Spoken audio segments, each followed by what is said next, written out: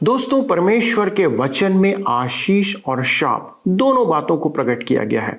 बहुत से परमेश्वर के भक्तों ने गलत कार्य किया और वे दंड के भागी भी हुए, पर यह बात हमें यह अनुमति नहीं देती कि हम भी उनका अनुसरण करें, क्योंकि जो उन्होंने किया वो उचित नहीं था। परमेश्वर का वचन हमें उन गलत बातों से सावधान और दूर रहने तथा उचित और शोभनीय बातों को अपनाने के लिए लिखा गया है। आइए इस अध्ययन श्रृंखला के माध्यम से जानते हैं कि हमें किन बातों का अनुसरण करना चाहिए और किन का नहीं। आइए मेरे साथ इस अध्ययन में शामिल हो जाएं।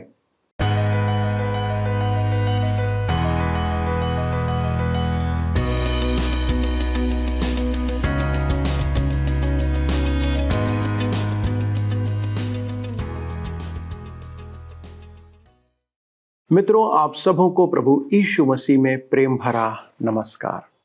यह सत्यवचन कार्यक्रम है जो ट्रांसवर्ल्ड रेडियो इंडिया की प्रस्तुति है। इस कार्यक्रम में हम परमेश्वर के वचन का क्रमबद्ध अध्ययन करते हैं कि आपका संबंध परमेश्वर से सुगम हो जाए और आप उसकी महिमा के योग्य जीवन जी सकें और परमेश्वर के मार्गों में बढ़कर उसकी आशीषों को प्राप्त करें। दोस्तों, हमें से हर एक परमेश्वर से आशीष पाना चाहता है, लेकिन परमेश्वर उन पर दया करता है जो उसके मार्गों पर चलते हैं।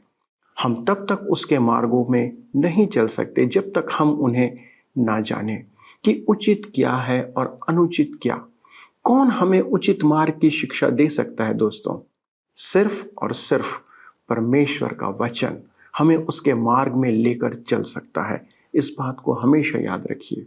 लेकिन कई लोगों के लिए परमेश्वर का वचन उनके समझ से बाहर होता है, कठिन होता है। इसलिए सत्य वचन में हम उसकी सरल व्याख्या करते हैं ताकि आप समझें और इसका अनुसरण कर सकें। इन दिनों हम एस्तेर की पुस्तक का अध्ययन कर रहे हैं। आइए देखें कि वचन हमें आज क्या प्रकट करना चाहता है। प्रिय मित्रों, जैसा कि आप सब जानते हैं कि हम इन दिनों एस्तेर की पुस्तक से अध्ययन कर रहे हैं। आज हम अपने अध्ययन को अध्याय 2 से आरंभ करेंगे, जिसका विषय है रानी चुनने के लिए सौंदर्य प्रतियोगिता। आइए हम पढ़ें। एस्तेर की पुस्तक 2 अध्याय उसके 1 पद लिखा है, इन बातों के बाद जब राजा शयर्स का गुस्सा ठंडा पड़ गया, तब उसने रानी वस्ती की और जो काम उसने किया था और जो उसके विषय में आज्ञा निकली थी उसकी भी सुधि ली। इस पद के आरंभ में लिखा है, इन बातों के बाद। कौन सी बातों के बाद? अध्याय 1 की घटनाओं के बाद, वरन यूनान विजय के अभियान में हारने के बाद, यूनान में पराजित होने के बाद वह अत्यधिक निराश था। उसके साथ ही रानी की कमी का दुख। मादी फारसियों का नियम राजा भी नहीं बदल सकता था, अतः वस्ती का रानी पद पर पुनः स्थापन संभव नहीं था। अर्धशत्र के यूनान विजय अभियान का विवरण बाइबल में नहीं है, परंतु इतिहास से विदित होता है कि वह एक अति विशाल सेना लेकर यूनान गया था। फारसियों की शक्ति बड़ी संख्या में थी, परंतु फारसी सैनिक को यूनानी सैनिक जैसा प्रशिक्षण प्राप्त नहीं था। यूनानी प्रत्येक सैनिक पर ध्यान देते थे, अतः एक यूनानी सैनिक 10,000 फारसी सैनिकों को मार सकता था। अतः युद्ध में थर्मोपाइले के दर्रे में कुछ ही सैनिक प्रवेश कर पाते थे और यूनानियों ने उन्हें मार दिया। अर्धशत्र के लिए यह एक दुर्भाग्य था, परंतु सच तो यह है कि परमेश्वर की इच्छा पूरी हो रही थी, क्योंकि अब राज फारसियों के हाथ से यूनान के हाथ में आने वाला था। अपनी हार और अकेलेपन के कारण वह राजमहल में विचलित हो चहलकदमी करता रहता था। उसे वस्ती की याद सता रही थी, परंतु उसी के द्वारा बनाया हुआ नियम न तो तोड़ा जा सकता था और न ही बदला जा सकता था। अब उस सुंदरी को फिर से रानी नहीं बना सकता था। उसके सेवक उसकी दुर्दशा देख रहे थे और सोच रहे थे कि कुछ किया जाना चाहिए। एस्तेर 2 अध्याय उसके 2 से 3 पद में लिखा है, तब राजा के सेवक जो उसके टहलुए थे कहने लगे, राजा के लिए सुंदर तथा युवा कुंवारियां ढूंढी जाए और राजा अपने राज्य के सब प्रांतों में लोगों को इसलिए नियुक्त करे कि वे सब सुंदर युवा कुमारियों को शूशनगढ़ के रनवास में इकट्ठा करें और स्त्रियों के प्रबंधक हेगे को, जो राजा का खोजा था, सौंप दें और शुद्ध करने के योग्य वस्तुएं उन्हें दी जाएं। उसके मंत्रिमंडल ने उसके अकेलेपन को देखकर सुझाव दिया कि एक सौंदर्य प्रतियोगिता का आयोजन किया जाए और संपूर्ण राज्य से सुंदरियों को बुलाया जाए। मुझे पूरा विश्वास है कि सैकड़ों युवतियां चुनी गई होंगी। एस्तेर 2 अध्याय के 4 पद में लिखा है, तब उनमें से जो कुंवारी राजा की दृष्टि में उत्तम ठहरे, वह रानी वस्ती के स्थान पर पटरानी बनाए जाए। यह बात राजा को पसंद आई और उसने ऐसा ही किया। इस प्रतियोगिता का एकमात्र निर्णायक राजा ही होगा। अर्धशत्र राजा अब बहुत निराश और अकेला था। उसके मंत्रियों ने उसे सुनाया कि वह सौंदर्य प्रतियोगिता का आयोजन करे और सर्व सुंदरी की घोषणा करके और उनमें से चुनकर रानी बनाए। अतः प्रतियोगिता की घोषणा की गई।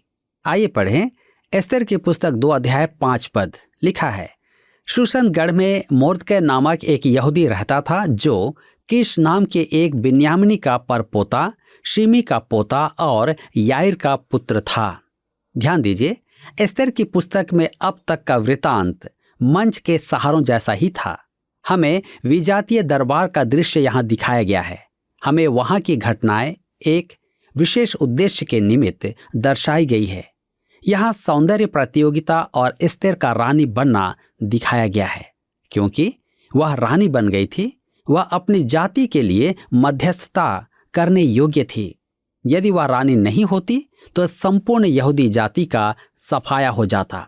अब हम राजमहल में परमेश्वर का हाथ देखते हैं। अब तक राजमहल में आत्मिक गतिविधि नहीं थी। वहां यथासंभव अभक्त वातावरण था। आमोद प्रमोद का बोलबाला था, परंतु अब परमेश्वर की सर्वोपरि इच्छा पूरी होगी।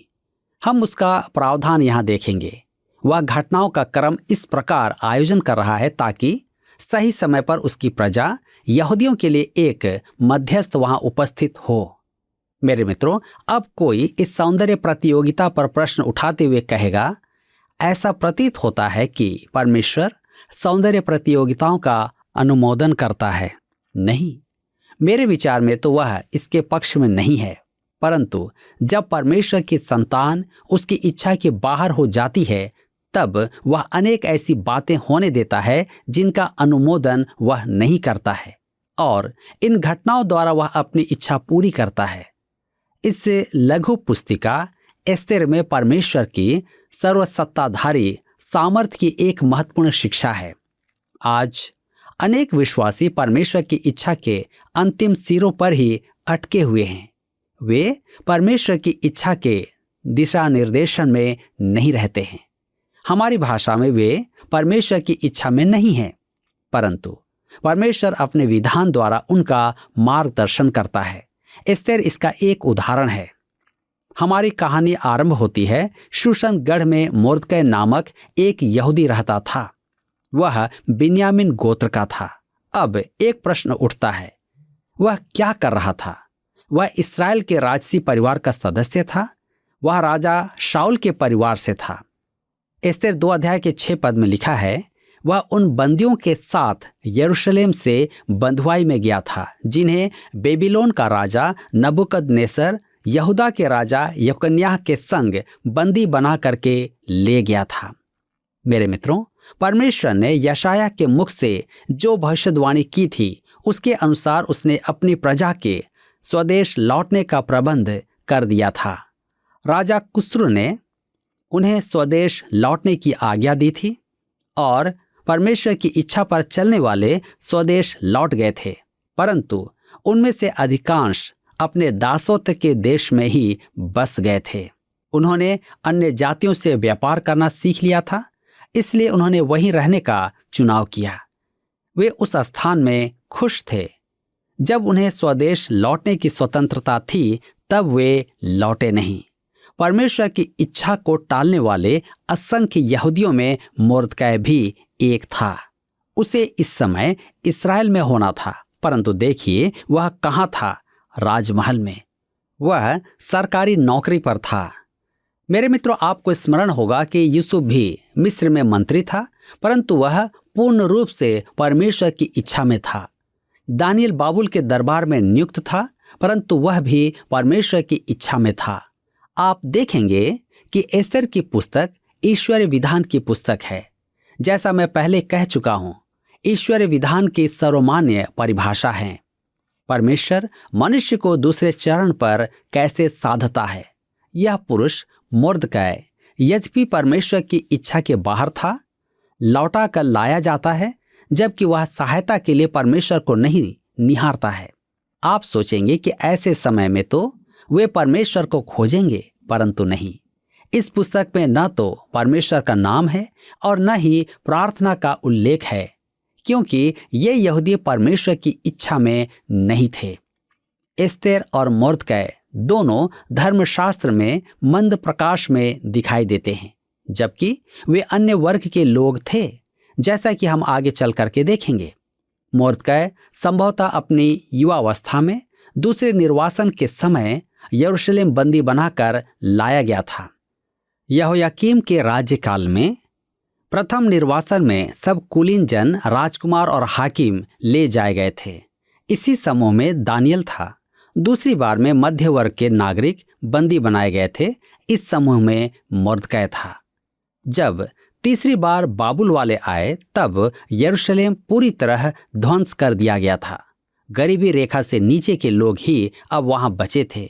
मुर्दकै की एक रिश्ते की बहन थी, जिसके माता पिता संभवतः नबूकदनेस्सर के आक्रमण में मारे गए थे, क्योंकि उसने बड़ा नरसंहार किया था। एस्तेर 2 अध्याय के 7 पद में लिखा है, उसने हदस्सा नामक अपनी चचेरी बहन को, जो एस्तेर भी कहलाती थी, पाला पोसा था, क्योंकि उसके माता पिता कोई न थे और वह लड़की सुंदर और रूपवती थी। और जब उसके माता पिता मर गए, तब मुर्दकै ने उसको अपनी बेटी करके पाला। एस्तेर का इब्रानी नाम था हदस्सा, अर्थात सितारा। निस्संदेह वह एक सितारा ही थी और एक सुंदर स्त्री भी, धर्मशास्त्र के अनुसार। मुर्दकै ने उसे अपनी पुत्री स्वरूप गोद ले लिया था। सुंदरता उसका एक महान गुण था। राजा के लिए एक रानी चाहिए। यह घोषणा सुनते ही मुर्दकै में रुचि जागी।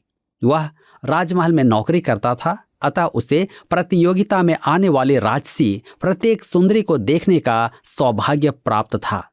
निश्चय ही एस्तेर के साथ उनकी तुलना करके उसने देखा कि वे उसकी पुत्री एस्तेर से अधिक सुंदर नहीं थी। एस्तेर 2 अध्याय उसके 8 और 9 पद में आगे लिखा है, जब राजा की आज्ञा और नियम सुनाए गए और बहुत सी युवतियां शूशनगढ़ में हेगे के अधिकार में इकट्ठी की गई, तब एस्तेर भी राजभवन में स्त्रियों के प्रबंधक हेगे के अधिकार में सौंपी गई। वह युवती उसकी दृष्टि में अच्छी लगी और वह उससे प्रसन्न हुआ। तब उसने बिना विलंब उसे राजभवन में से शुद्ध करने की वस्तुएं और उसका भोजन और उसके लिए चुनी गई 7 सहेलियां भी दी और उसको और उसके सहेलियों को रनवास में सबसे अच्छा रहने का स्थान दिया। मेरे मित्रों, अब यहां आप परमेश्वर का विधान परिस्थितियों में देख सकते हैं। मुर्दकै अपनी पुत्री को सौंदर्य प्रतियोगिता में प्रवेश दिलवाता है।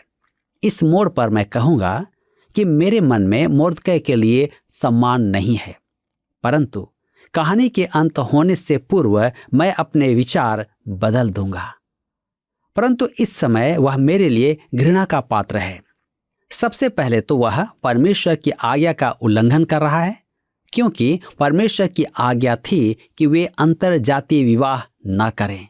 वह मूसा की व्यवस्था का उल्लंघन कर रहा था। उसकी मनोकामना थी कि एस्तेर रानी बने, परंतु इस प्रतियोगिता का दूसरा पक्ष था कि जो सुंदरियां रानी नहीं बनेंगी, वे राजा के लिए रखेलियां रखी जाएंगी। यदि एस्तेर प्रतियोगिता जीत नहीं पाई, तो वह राजा की रखेल बना दी जाएगी। उसका जीवन नाश हो जाएगा। परंतु मुर्दकै ने संकट मोल लिया। यहां हम देख सकते हैं कि परमेश्वर परिस्थिति को अपने हाथ में ले रहा है। एस्तेर राज्य के आवास में लाई गई। राजमहल में स्त्रियों पर नियुक्त प्रभारी हेगे एस्तेर को देखकर प्रभावित हुआ और उस पर दया दृष्टि की। उसने एस्तेर की सुंदरता में 4 चांद लगाने के लिए प्रत्येक प्रसाधन का प्रबंध किया। एस्तेर की पुस्तक 2 अध्याय उसके 10 पद में आगे लिखा है, एस्तेर ने न अपनी जाति बताई थी न अपना कुल, क्योंकि मोर्दकै ने उसको आज्ञा दी थी कि उसे ना बताना।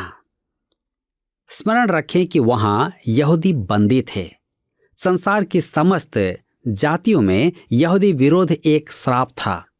आप नबूकदनेस्सर द्वारा इस्राएल के विध्वंस की कहानी को उसकी यहूदी घृणा के बिना नहीं पढ़ सकते। वही था जो उन्हें बंदी बनाकर बेबीलोन लाया था, परंतु अब उसका युग समाप्त हो गया था। अब वहां एक नई जाति का राज था, परंतु यहूदी विरोध की मानसिकता समाप्त नहीं हुई थी। मोर्दकै इस भावना के प्रति संवेदनशील था, अतः उसने एस्तेर को चिताया कि वह अपनी नागरिकता प्रकट ना करे। यह एक प्रकार से स्वधर्म त्याग ही था। वर्षों से धर्म ही उनकी पहचान रहा है, अतः अपनी नागरिकता को छिपाकर उन्होंने वास्तव में अपने अपने धर्म का त्याग कर दिया था। दासत्व के देश में वे परमेश्वर की इच्छा से बाहर तो थे ही, आज भी जब मनुष्य परमेश्वर की इच्छा से बाहर होता है तो वह मसीह में अपने विश्वास की चर्चा बहुत कम करता है। एस्तेर की पुस्तक 2 के 11 पद में लिखा है, मोर्दकै प्रतिदिन रनवास के आंगन के सामने टहलता था ताकि जाने कि एस्तेर कैसी है और उसके साथ क्या होगा। मेरे मित्रों, जब आप परमेश्वर की इच्छा में रहते हैं तब आपको यह विश्वास हो जाता है कि परमेश्वर सब बातों में भलाई ही उत्पन्न करेगा। मोर्दकै परमेश्वर पर भरोसा नहीं रखता था क्योंकि वह परमेश्वर की इच्छा से बाहर था। अब वह बहुत उतावला है कि परिणाम क्या होगा। वह सोच रहा था कि उसने एस्तेर को प्रतियोगिता में उतारकर गलती तो नहीं की। उसने संकट मोल तो ले लिया था, परंतु अब डर रहा था। वह बहुत अधिक चिंतित था। उसकी रातों की नींद भी उड़ गई थी। उसकी दशा ऐसी हो गई थी, जब आप परमेश्वर की इच्छा से बाहर रहते हैं तब आपको चैन नहीं पड़ता है और आप भलाई की आशा नहीं कर सकते। इस समय वह परमेश्वर के हाथों में सब नहीं छोड़ सकता था और न ही उसने छोड़ा। मुझे निश्चय नहीं कि उसे परमेश्वर के विधान का बोध था, तथापि परमेश्वर अपनी इच्छा पूरी कर रहा था। मेरे प्रियो, क्या मैं आपको ईश्वरीय विधान की मेरी अपनी परिभाषा स्मरण दिला सकता हूं? ईश्वरीय विधान वह मार्ग है जिसमें परमेश्वर एक भटके हुए विश्वासी को अपने मार्ग में लाता है। इस बिंदु पर हम परमेश्वर को सक्रिय होता देख रहे हैं। एस्तेर का मुख्य स्थान पाना और हर प्रकार का अनुग्रह प्राप्त करना, ध्यान का केंद्र बनना आदि एक संयोग नहीं था। परमेश्वर के काम संयोग से नहीं होते हैं। देखिए सौंदर्यकरण की प्रक्रिया।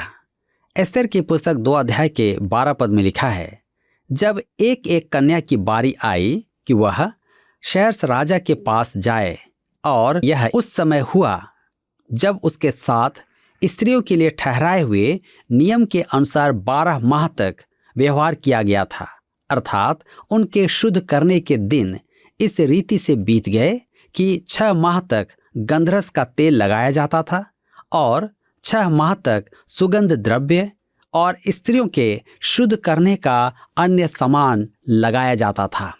मेरे प्रियो, क्या मैं कह सकता हूं कि आपकी पत्नी यदि सौंदर्य सदन में कुछ घंटे लगाती है तो आप शिकायत न करें।